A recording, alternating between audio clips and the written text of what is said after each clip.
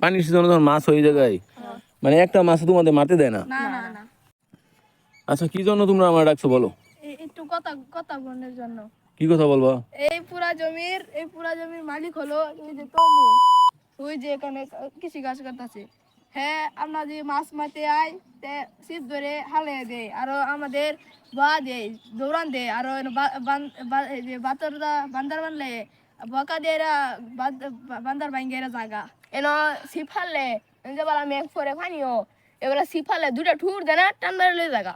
হ্যাঁ ছিপ নিয়ে জায়গা? জি জি মানে তোমরা বলতে চাইতেছো যে এই জায়গায় যখন মাছ হয়, পানির সিজনে যখন মাছ হয় এই জায়গায় মানে একটা মাছ তোমাদের মারতে দেয় না? না না না মানে সম্পূর্ণ মানে বান্দার বানলে যেটা খাটি না বান্দার বলে ওইটা বানলে ওই ভাঙ্গা দেয়। পরে কি মাছ মেরে তোমরা খাইতে পারো না? না কে ওই যে তো আমার সিপিল আমারে এই জায়গায় কি তুমি মাছ ছাড়ছে?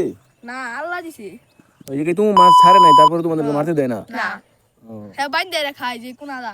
ও, তোমাদেরকে মারতে দেয় না পরে ও মাছ মেরে খায়? হ্যাঁ একটু বান্দার বানলে একটু সাইডে একটু বানলে বাইঙ্গাতে জায়গা মানে বান্দার বাইন্দা মাছ মারতে দেয় না? না মানে এক কথা এই জমির যত মাছ আছে সম্পূর্ণ মাছ ও একলা বুক করে খাইবো? জি জি জি ও, এখন কি তোমরা কার কাছে বিচার দিবা নাকি? হ্যাঁ আমরা বিচার দিয়েছি আল্লাহর কাছে। ও,